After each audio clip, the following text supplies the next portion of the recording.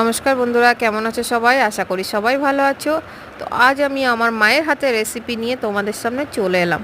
আমার মা কিন্তু এইভাবে ডিমের ঝোল বানালে পরে কিন্তু অনায়াসে আমরা এক থাল ভাত খেয়ে নিতাম।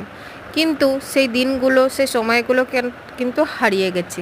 তবুও সেই সময়গুলো, দিনগুলো ধরে রাখতে আজ তোমাদের সামনে শেয়ার করা এইভাবে ডিমের ঝোলের রেসিপি। তো প্রথমে ডিমগুলো সেদ্ধ করে ছাড়িয়ে নিয়ে ভালো করে ডিমগুলোকে ভেজে নিলাম। ভেজে নিয়ে ওই তেলের উপর আলু ভেজে নিয়ে তারপরে আলুগুলো উঠিয়ে দিয়ে ওই তেলের মধ্যে আমি গোটা গরম মশলা আর তেজপাতা, শুকনো লঙ্কা দিয়ে আর তারপর উপর থেকে দিয়ে দিলাম পেঁয়াজটাকে ভালো করে ভেজে নিয়ে উপর থেকে দিয়ে দিলাম আদা, জিরে, রসুন বাটা।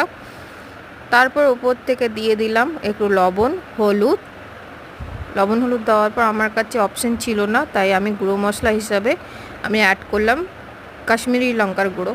উপর থেকে আমি দিয়ে দিলাম টমেটো দেওয়ার পরে এবার গরম জলটা দিয়ে দিলাম। দিয়ে ভালো করে এবার ফুট এসে গেলে পরে দিয়ে দেব আলু আর ডিমটা দিয়ে ভালো করে সেদ্ধ করে নিয়ে উপর থেকে দিয়ে দিলাম এবার আমি একটু গরম মশলার গুঁড়ো। যদি আমার ভিডিওটা ভালো লেগে থাকে লাইক, কমেন্ট, শেয়ার করো, সাবস্ক্রাইব করতে ভুলো না বন্ধুরা।